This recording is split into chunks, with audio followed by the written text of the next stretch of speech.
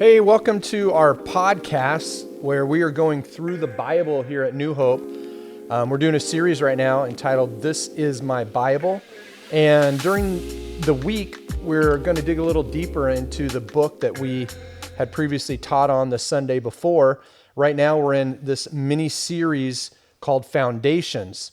And so Sunday, we're looking at the books themselves. We're kind of having a mountaintop view of the books, and we don't have a ton of time to go really deep. So during the podcast, we're going to take a specific focus either on a specific story within that book, or like today, we're going to look at more of a topical portion of the book of Genesis. So I have Jason Hensley with me. He's our kids pastor. Say hello. Hello. Hi. Hi. So we're going to have a discussion today about family, because in Genesis, we see some messed up families. Mm-hmm. I mean, yeah, you have Cain and Abel, you have Adam and Eve, you have Joseph and his brothers. It's a lot. It's almost all family, actually. I think a lot of times there's so much pressure on us to think that we have to have the perfect family and everything has to be great and we can't have any problems.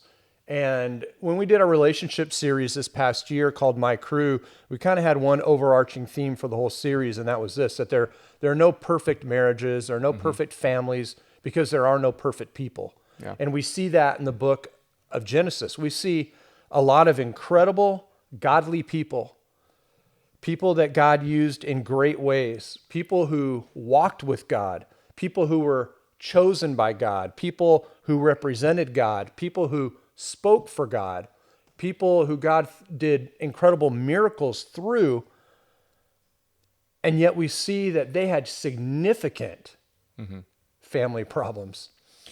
Yeah, and I think something interesting that you pointed out was the idea of, with Genesis, it's the foundation of all things. It's God doing things for the first time, the institution of these things, and the interesting thing is anything that we go through today, there's nothing new under the sun. You know what I mean? It's anything that you could be going through in your marriage or a fight and a spat that you've had with your brother. It's been around since marriages have been around, and it's been around since brothers have been around. Well, and people think, if things don't go perfect at Thanksgiving dinner, or if you're not talking with a certain family member, that your family's all jacked up. And the reality is, when we look at some of the stuff we're going to highlight today in this podcast, you're going to think, my family's not too bad.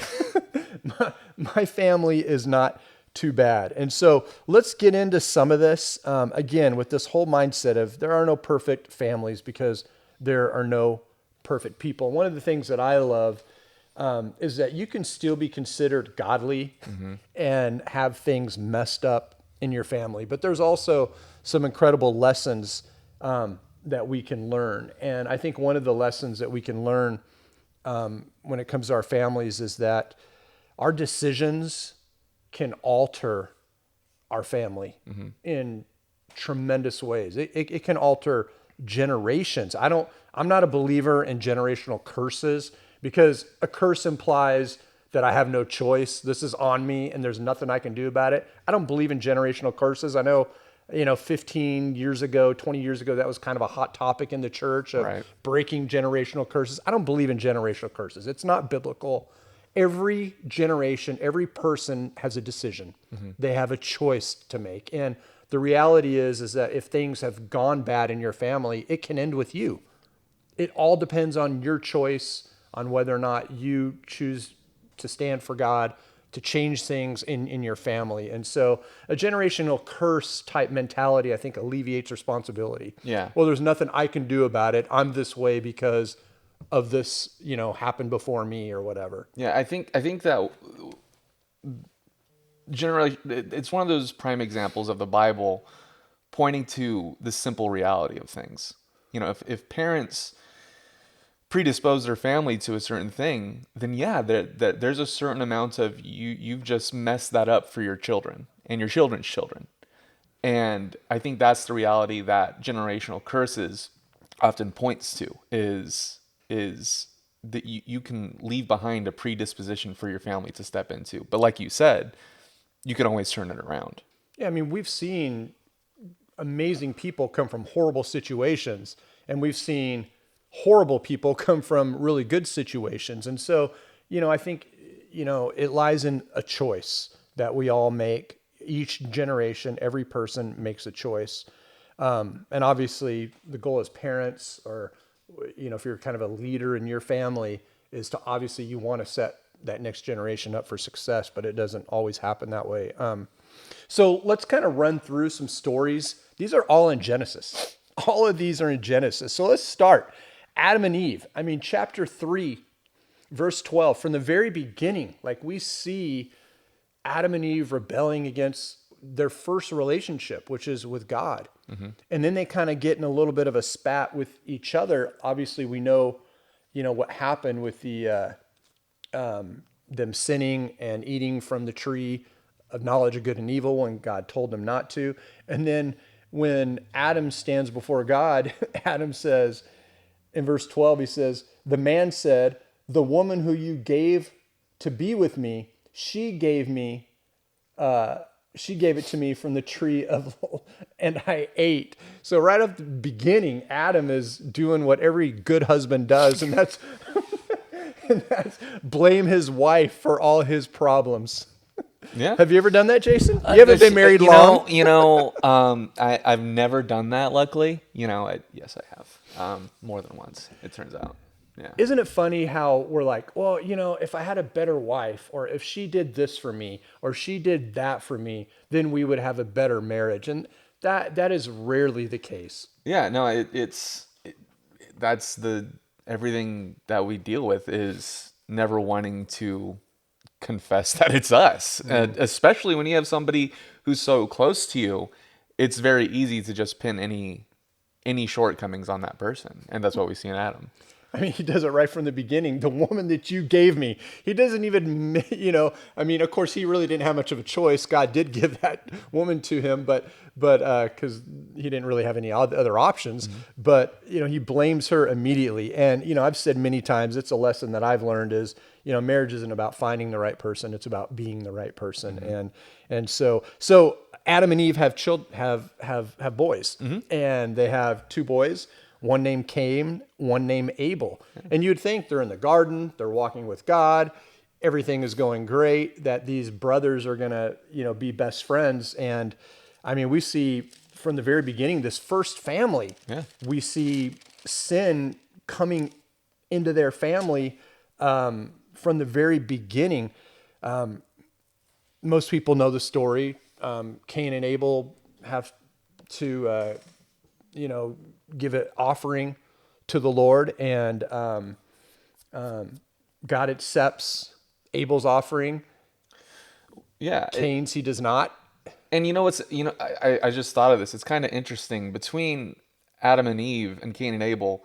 We kind of see an inversion of what's going on here. You see, with Adam and Eve, there was this thing that they were trying to push off to the other person. And then with Cain and Abel was doing something right, and Cain was jealous of that. He's like, oh no, I wanted that. He's not willing to do it right or do it God's way, but it's him wanting something else. So it's that shift from avoiding sin to coveting that righteousness, when in reality we know today that righteousness was open to Cain had he done the right thing. But it's just kind of an interesting, one is pushing off, the other is, no, I want that. Well, if you have brothers, if you have siblings, sometimes within that family dynamic, you have one sibling that's very successful or doing things seem to be going well for them. And then the other one maybe is not doing as well. And you kind of have that struggle. We see this here. And even God warned Cain in verse 7. He told him to be careful about his anger problem that he had. And then we see in chapter 4, verse 8, it says Cain told Abel, his brother, and it came about that when they were in the field, that Cain rose up against his brother Abel, and he beat him up. He didn't beat him up. I was going to say that's a paraphrasing. He killed him. Yeah. Like, I have 4 brothers. We've fought, but we've never killed each other. And so you think your family has some issues. I mean, Cain kills his brother. This is from the very beginning. we see this. We move on to Noah. We know that Noah in chapter 6, verse 8, it says that Noah found favor with God. And obviously God used him and his family to preserve the generations, after the flood. But we even see problems with his family. God used them in great ways, and actually chose them to repopulate the earth. And then if we flip over to chapter 9, after the flood, there is something horrible happened. It said that Noah, in verse 20, it says that Noah was farming and he planted a vineyard and he drank of the wine and he became drunk and uncovered himself inside his tent. Ham, the father of Canaan, saw the nakedness of his father and told his two brothers outside. And then, of course, his two brothers, they have nothing but respect for their father. This shows a lack of respect for your father. There's other commentaries that suggest more happened in this situation, which we're not going to get into. But what he did was a horrible thing. Yeah. He disrespected his father. But, Noah got drunk and passed out in the tent and was naked wandering around. Yeah, and it's funny because it's one of those moments where the Bible doesn't use obvious language, right? It just says that he went in and saw him and then told his brothers. And I remember reading that the first few times long ago. I'm like, that sounds pretty normal, And then it's not until that you understand later what he really did. He probably went and clowned on him to his brothers, and you're like, oh, got it. I see. It's kind of like a modern day if you catch your parents in a bad situation and you post it on social media, or you blast your parents on social media, or, maybe you have a situation where you recorded them at their worst and kind of blew it up for everybody to see. That's kind of the idea here. And so even with Noah and his family, we see, a horrible situation. Abraham, who, God blessed and used in incredible ways. His nephew Lot, they had strife. There was, Lot's riches were growing, and he kind of, was kind of taking his nephew under his wing, and there began strife between their co-workers with each other on there's not enough land, and the herdsmen got in a fight with each other, and they ended up having to split Abraham and Lot. So we see this, and then even with Abraham again over in Genesis chapter 16, God had promised him and Sarah that they would have children, and it wasn't happening. Yeah. And so they took matters into their own hands. This is actually Sarah's idea. Do you remember what the suggestion was? Yeah, Sarah comes along and she's like, well, I haven't seen this promise yet. Maybe we need to make this happen. And it was Sarah's idea that Abraham sleeps with their servant. And so it's a fracturing of what God had promised them. It's a fracturing of that whole dynamic of marriage because they were impatient. Yeah, and I think Abraham too, you can think of something and not go through with it and it not be wrong, and I think Abraham, with the spiritual leader that he was supposed to be in his home, sometimes we husbands and wives would come up with things that we know probably aren't the right thing, but somebody's got to be the spiritual leader there. And Abraham was supposed to be the spiritual leader, but Abraham was like, oh, that sounds like a good idea. And he goes through with it. And of course, we talked a little bit about it on Sunday, this horrible situation came out of it where he ends up having a child. They name him Ishmael. And then a little bit later, Sarah does get pregnant. And there was strife between Abraham's wife and Hagar, and she didn't want her around, and didn't want Ishmael around, and that just caused all kinds of of problems and struggles. And you know what else is kind of interesting is this echoes Adam and Eve, because once again Adam should have been that spiritual leader. I mean, even after Eve had already messed up, he should have had the wherewithal to been like, wait, no, I'm not going to do that.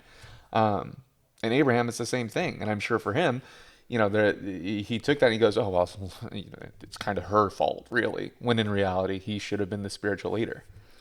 Yeah, and you know, this caused significant problems because the Bible tells us in chapter 16 and chapter 21 of Genesis that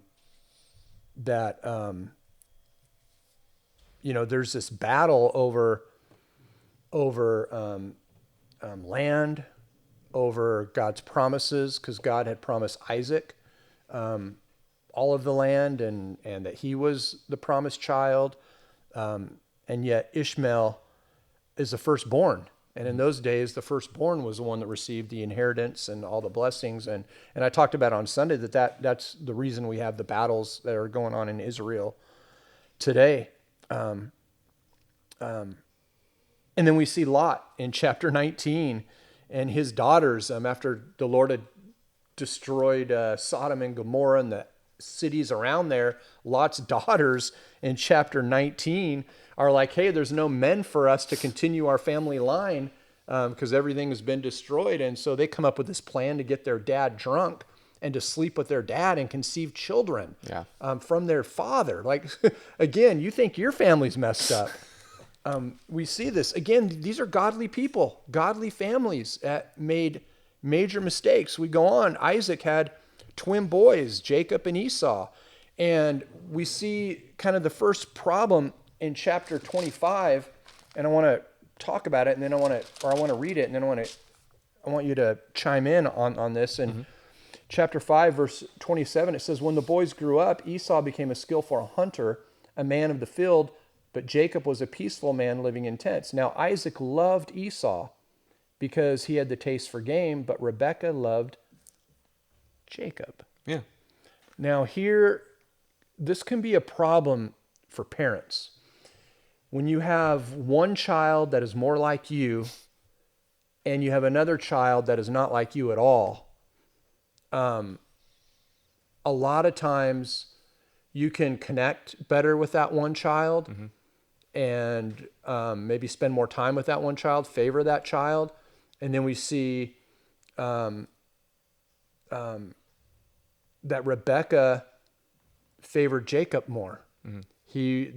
Their personalities were probably similar. And, you know, I've got 4 kids, and there's definitely, you know, some of my kids are more like me and some are not like me at all. And so that's a slippery slope for parents. Yeah, I think it's inevitable, and we know it's inevitable because it happens so often, that especially in 2-child families, that one ends up being exactly like the mom and one ends up being exactly like the dad more often than not. Yeah.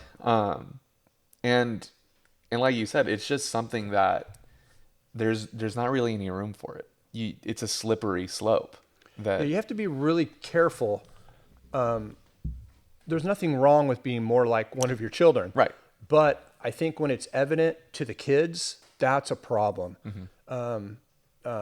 And we're all human. We all make mistakes, but that's just something we have to be really cognizant of, that we don't favor one child or, you know, you have one child that's really good in school and they make good choices. And then you have another child that maybe struggles.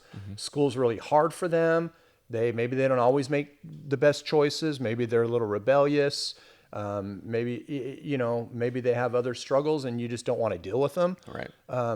You got to be careful, because what happened with this family is not only did it cause problems between husband and wife, because you literally have the wife scheming against the husband scheming against the wife wanting to help Jacob, you know, be blessed, and the father, you know, wanting Esau to be blessed because he's more of a rugged person, and it caused problems. And then it caused problems between the brothers. I mean, they're twins. They're supposed to be on the same page, best friends. And because the parents favored one over the other, I think they felt they had to choose sides as well. Right. And I think that's the perfect example of it's because of what the parents allowed to happen that the next generations had to deal with it. You know, that Jacob and Esau. Now, who's to say that they wouldn't have run into something like that anyways? But it certainly probably would have looked a lot different. Well, and I think it led to Jacob ends up stealing, Esau trades his birthright for soup. And then Jacob ends up stealing with his mom helping. It was actually his mom's idea to plot against Right. Esau to steal the birthright. It's really a sad thing. Now, the story does end well Yes. because they end up reuniting. And it's a beautiful, beautiful story. In chapter 33, you can read all about it, but it's really a beautiful story. They cry, they hug each other, they embrace, they introduce each other to their families. And after being enemies for so long, matter of fact, I mean, Esau wanted to kill his brother because of what he did. They had to separate.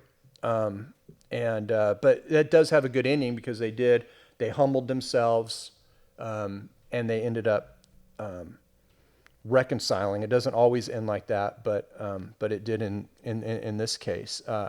So Jacob grows up, and he does the very same thing. Yeah. He has children with Leah, who wasn't his first choice. His wife that he was able to have, who he really wanted, was unable to have kids, him and Rachel. She did later, and they had Joseph. And the Bible says that Joseph was favored by his father. We see it in chapter 37, verse 3 and 4. It says, now Israel, that's Jacob, his name was changed to Israel, loved Joseph more than all of his sons because he was the son of his old age, and he made him a multicolored tunic. And then look at verse 4. It says, his brothers saw that their father loved him more than all the other brothers, so they hated him and could not speak to him on friendly terms. Yeah. It wasn't Joseph's fault. No. And something that I used in my devotional just recently was a verse in James which says, where envy and self-seeking exists, there also are all evil things. I'm sure I'm missing one or two words in there, but that evil comes from jealousy, and this is perfectly on display there with Cain, once again with brothers, but yeah, you can point out that obviously Jacob was in the wrong for showing so much favoritism to Joseph. But once again, it's 100% on those brothers to put that aside for their relationship with their brother. Well, and I think I think as parents, we have to understand there's unintended consequences when this happens. The brother saw it. They noticed it. It was very evident. Right. And that caused a lot of problems between the two. And it ended up culminating to this plan to kill Joseph. They ended up dishonoring their parents, disrespecting their parents. They're going to kill Joseph. Thankfully, one of the brothers stepped in and said, hey, we can't kill him. And then they see these Egyptian merchants traveling by, and they ended up selling Joseph. But what's horrible is that all these brothers, they plot together and they come back and they tell their parents that Joseph died. Yeah. I mean, that is horrible. Horrible. I think it's I don't know. It's one of those things that extends out of, they've already dug themselves a hole so deep. I mean, it's either farther down or Well, and they probably think they did a good thing. We didn't kill him, at least. You know, Right. we sold him. the consciences feel clear for a moment. Right. And it's amazing how what goes around comes around, because what they did to Joseph, they had no idea what would happen. And this story, if you haven't read the story toward the end of Genesis, it's an incredible story where Joseph, is sold into slavery. He ends up rising to the top, becoming like the prime minister of Egypt. There's this huge famine that comes. Joseph had prepared Egypt.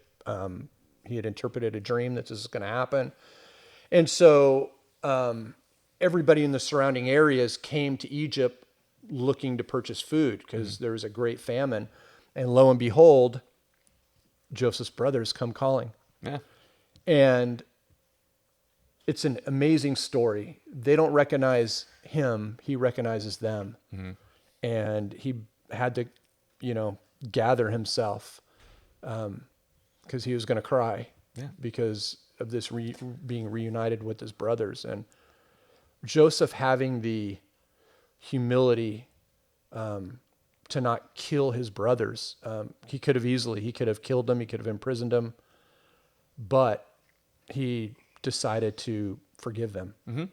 And I'm sure it was probably what you were going to switch to next, which is, with Joseph, he says it directly what all of it points to, which is, what others might have intended for evil, God uses for good. And we can break down the different stories and learn from them, and we should. But also the overarching theme there is that no matter what happens, God uses it for good. He uses it in the end. From Jacob being the one that gets the covenant, to what Joseph did, who would later help Israel. It all points to God's ability to redeem us, and like you talked about in your sermon, how'd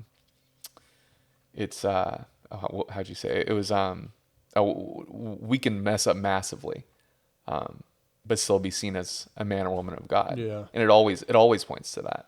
Yeah. Yeah. And I think the way the story ends in Genesis is really amazing. So Genesis actually leads in, Exodus is actually a continuation of the book of Genesis. And so, this is how the Israelites get to Egypt. Joseph is sent there. Joseph forgives his brothers in an incredible story. He finds out his dad's still alive. They bring the entire family to Egypt. Joseph gives them the best of the land. And then the father dies. And the brothers think, oh no, now that our dad is dead, Joseph's going to wreak havoc on us. And then that's when the famous verse, chapter 50, verse 20, where Joseph, even before that, Joseph said, no, I'm not going to kill you. Like, God sent me here to provide for you, to protect you, to take care of my family. And then he says, what you intended for evil, and you did intend it for evil. He doesn't dismiss it. You did intend for evil. God turned it into good. And so it's an amazing story. They reconcile.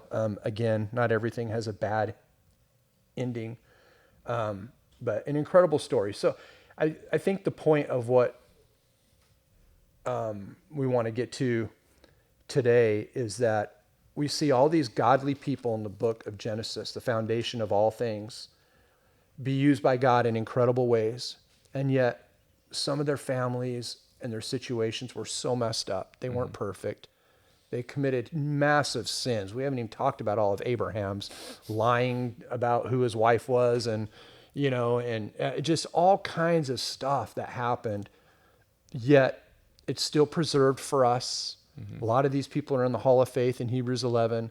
God used them in incredible ways. And so just because your family isn't perfect, just because you're not perfect, it doesn't mean that you can't be considered a godly family, a godly person. And so I just want to encourage everybody with that thought. We're all cracked pots. We all make mistakes. We all commit sins and do things that we never thought that we would do. Yet we could still be great godly people, and our families can be blessed as a result of us living for God, even though we're not perfect. And so that's what I want to be the encouragement coming out of this text. But it's amazing. We literally went from Genesis 1 to Genesis 50 with nothing but messed up families. Yeah. And yet God's will still prevailed. Yeah. Amazing. No, that's great. Amazing.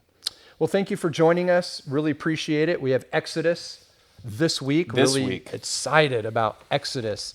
Again, Exodus is a continuation of the book of Genesis. So, man, I love Exodus. Exodus is a good book because it's like we marketed it when we did our series on it. Yeah. It is like an action movie the entire time. It is. It's awesome. It's great. So join us next week, 9, 10:30 in English, 1 o'clock in Spanish, as we go through every book of the Bible this year at New Hope. And you can visit thisismybible.io for our 1-year reading plan and for all the messages.